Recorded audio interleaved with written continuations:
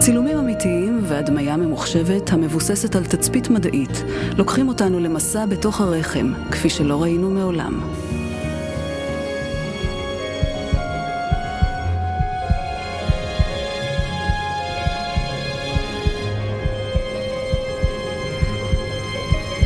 בתוך 3 שבועות בלבד יוצר העובר את ראשיתה של מערכת העצבים ואת הלב, המסוגלים להזרים חומרים מזינים לכל גופו הזעיר.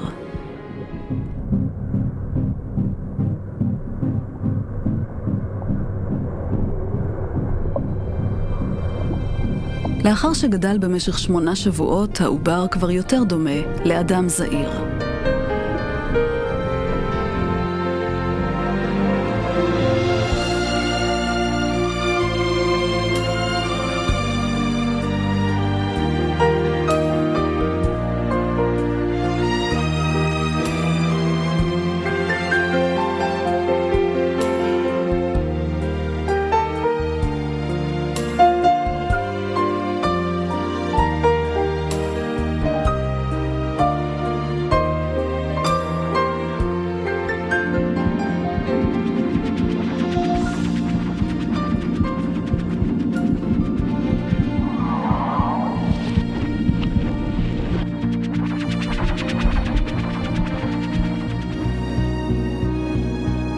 לאחר 6 חודשי הריון, בסוף השליש השני, הכל כבר התפתח ומתפקד כפי שיתפקד כשהתינוקת תיוולד.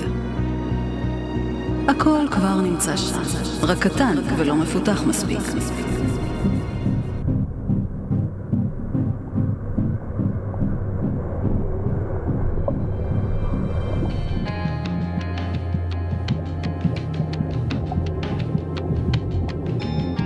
בשבוע ה-28 התינוקת כבר עברה כ2/3 מזמן שהותה ברחם וצוברת משקל במהירות, בעודה אותה שכבת שומן מתחת לאורה.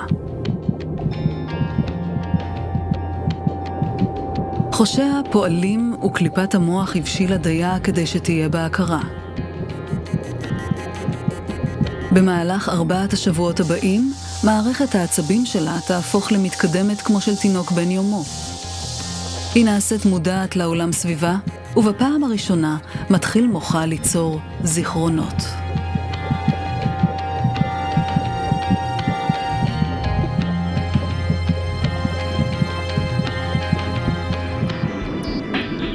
תנועת הריצוד העדינה של העין היא אולי סימן לכך שהעובר שנותר לו עוד חודש בטרם ייוולד כבר חולם.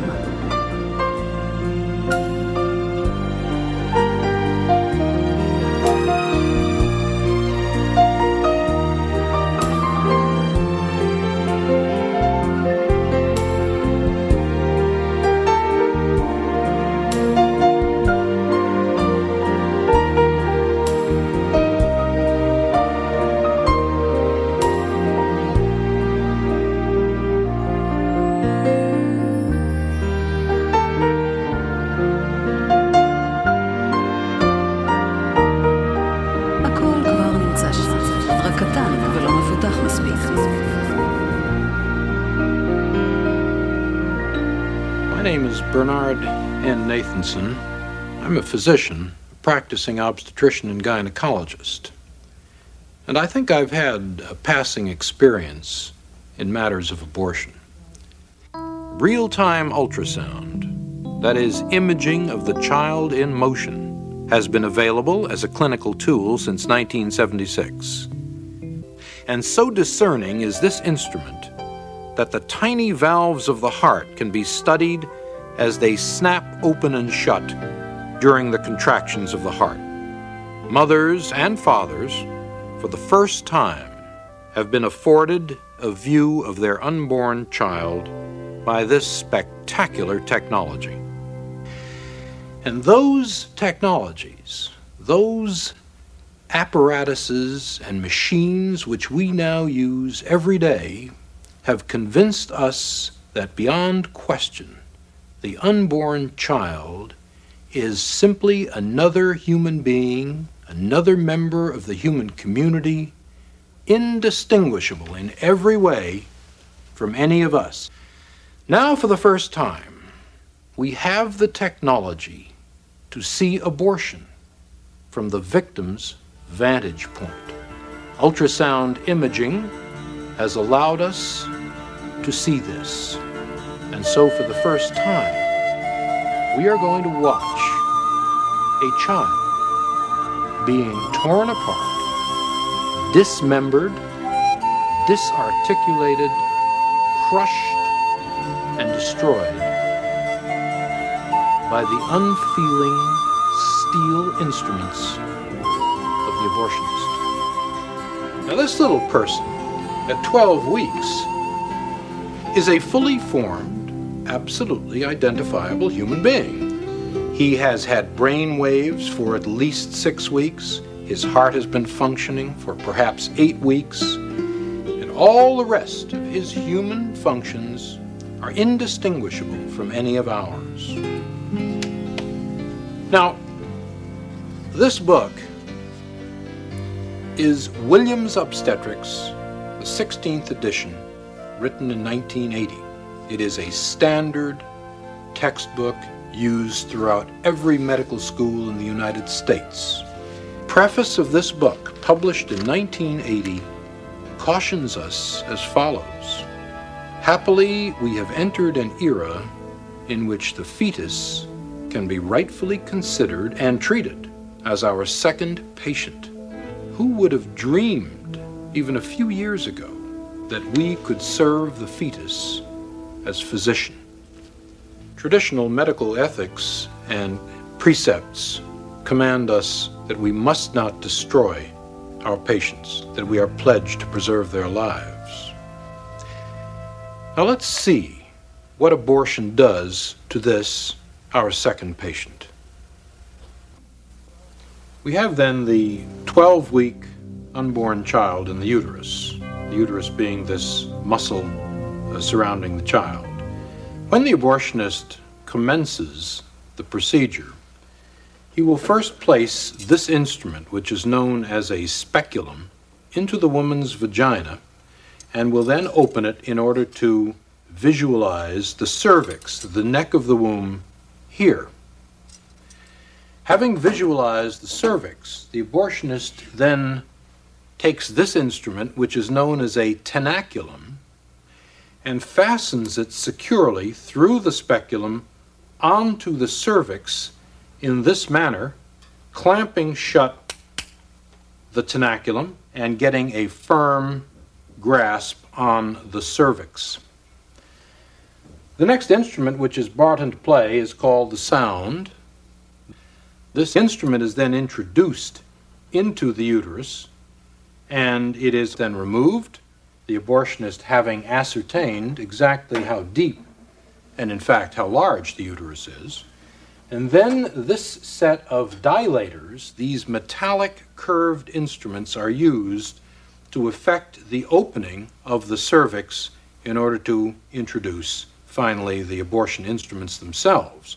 The abortionist first introduces the most slender of these instruments into the cervix to dilate the cervix. Take the instrument known as the suction apparatus, which is opened. It is in a sterile container prior to the actual use of the instrument. And then this will be inserted through the dilated cervix up into the uterus and will then puncture the sac surrounding the child, allowing the amniotic fluid to escape.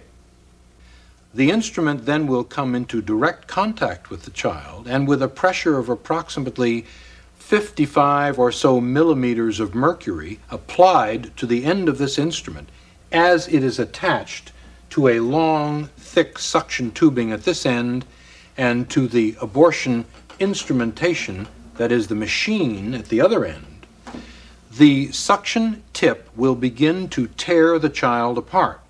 The pieces of the body are torn away one by one until finally all that remains are shards of the body and the head itself. The head will be too large to come through this instrument itself.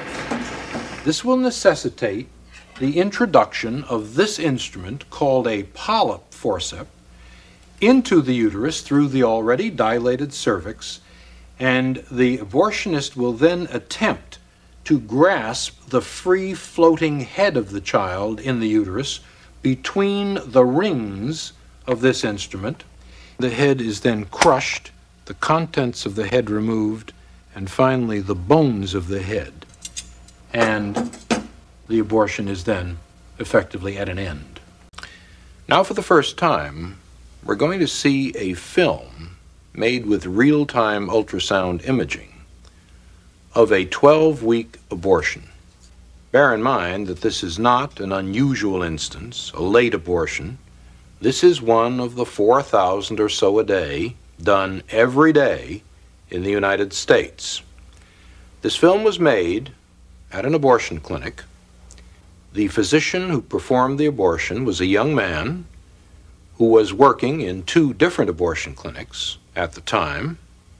He had already done close to 10,000 abortions in his young life. When he was asked to attend the editing session to view the film, he was so appalled at what he had done that he left the room momentarily, came back to finish the editing, but never again did another abortion. The young woman who used the real-time ultrasound camera was a feminist and a strong pro-abortionist, but she too was so moved by what she saw at the editing session that she never again discussed the subject of abortion. Now, let's turn to the actual film itself. We are now looking at a sector scan of a real-time ultrasound imaging of a 12-week unborn child. The child is orientated in this direction. You are looking now at the head of the child here, the body of the child here, and this image is the child's hand approaching its mouth. Looking a little more closely at the child, we can discern the eye, or the orbit of the eye, here, the nose of the child here, the mouth of the child here, and we can even look at the ventricle of the brain here. This is a fluid-filled space in the brain. We see the body of the child here with the ribs in silhouette and the spine of the child at the back. This rather granular area of tissue at the top of the sector appears to be the placenta or afterbirth of the child. And we can begin to see down here the thighs, the lower extremities of the child coming off the body in this manner. Now, let's move to the action.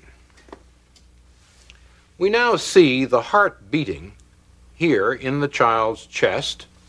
The heart is beating at a rate of approximately 140 a minute, and we can see the child moving rather serenely in the uterus. One can see it shifting position from time to time.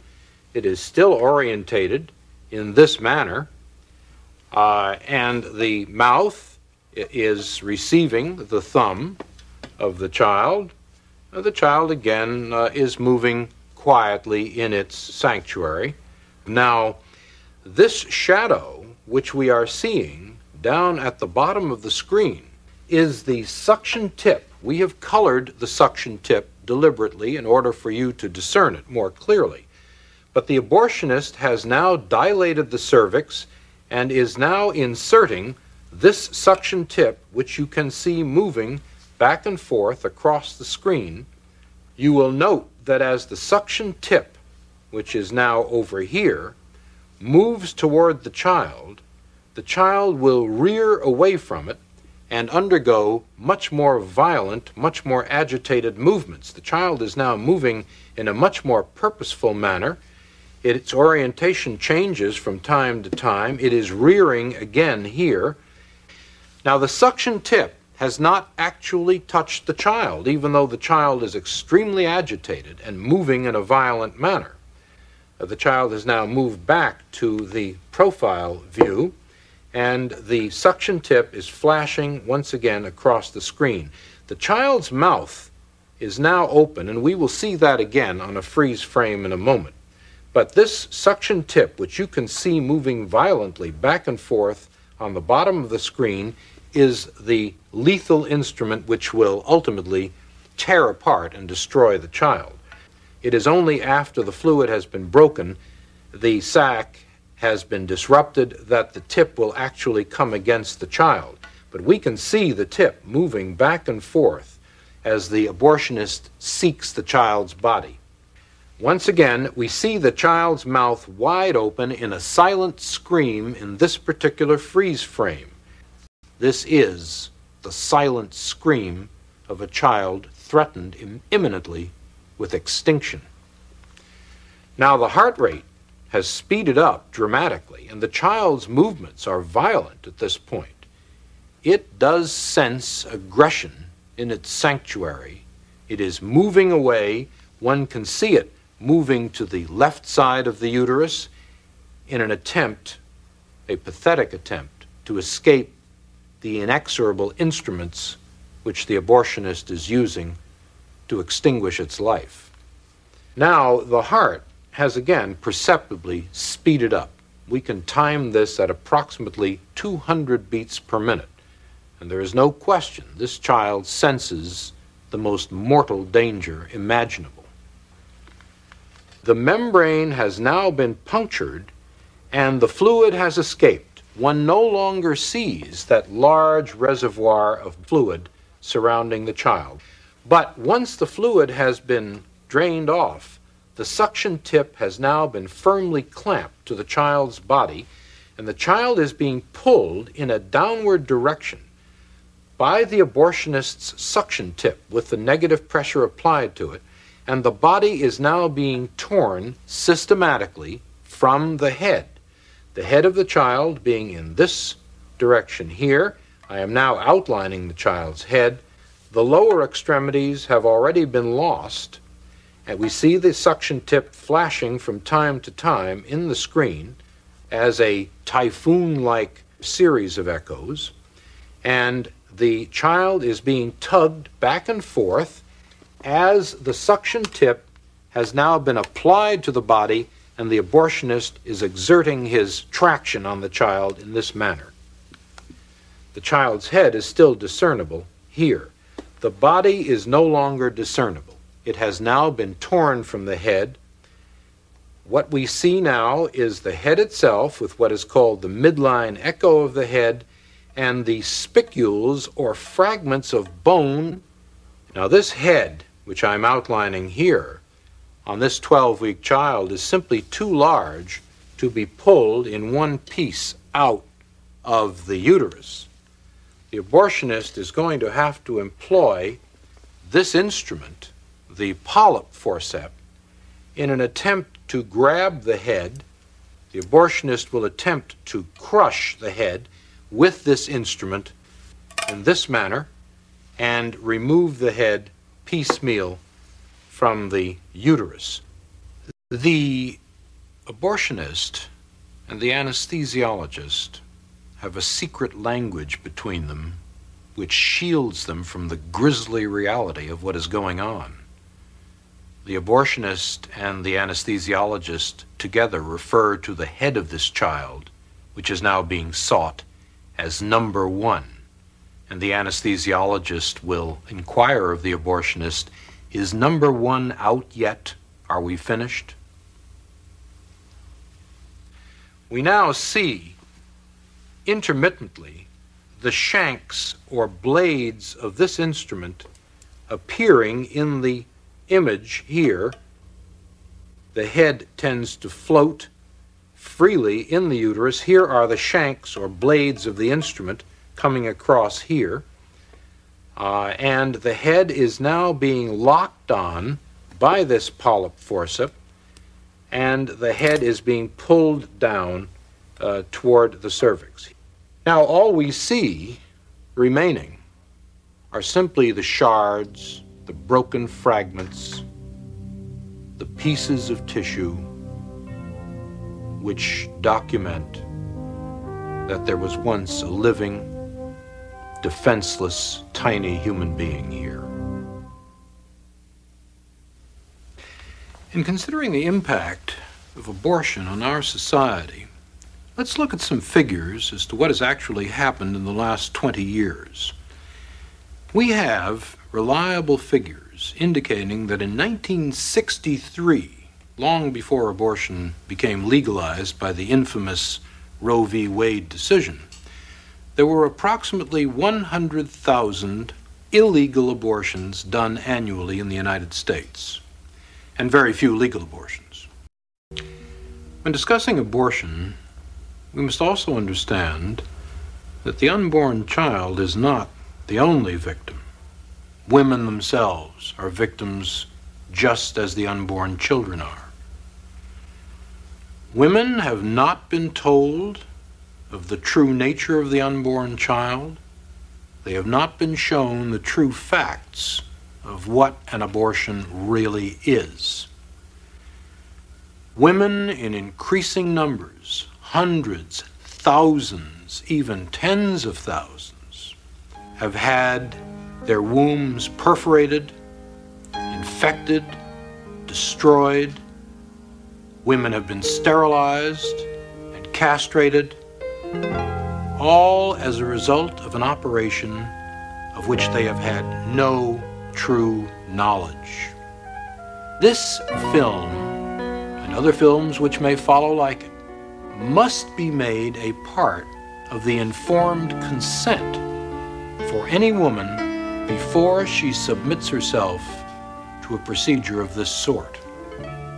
I accuse the National Abortion Rights Action League, I accuse Planned Parenthood and all its co-conspirators in the abortion industry of a consistent conspiracy of silence, of keeping women in the dark with respect to the true nature of abortion. And I challenge all those purveyors of abortion to show this real-time videotape or one similar to it to all women before they consent to abortion.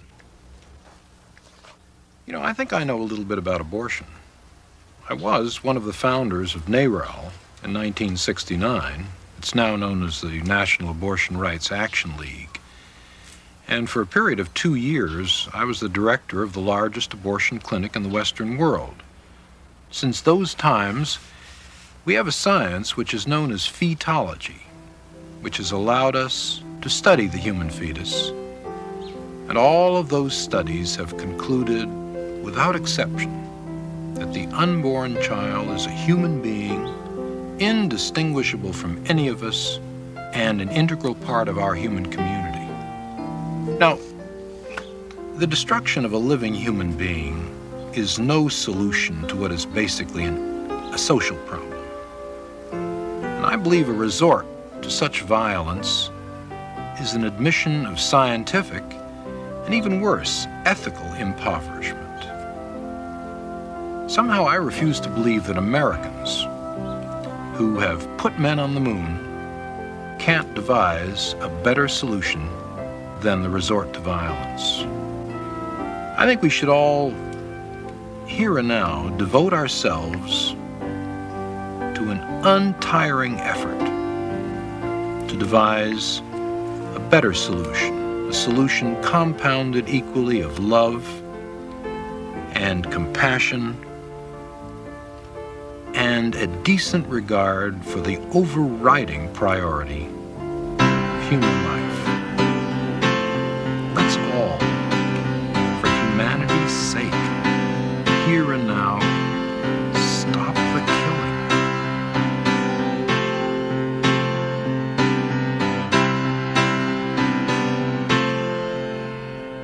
כשאמות משהו ממני, משהו ממני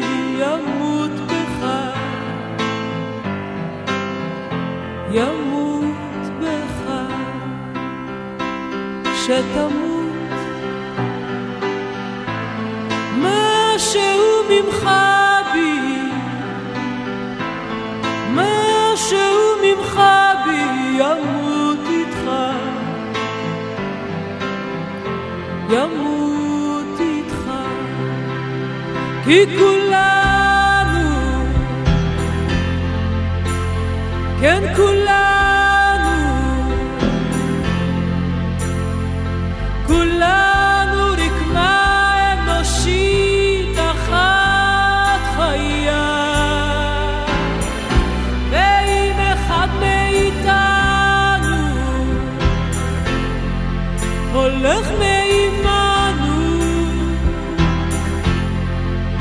משהו מת בנו, משהו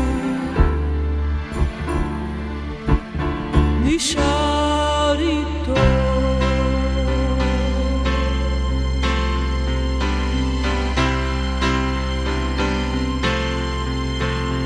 אם נדע איך להרגיע,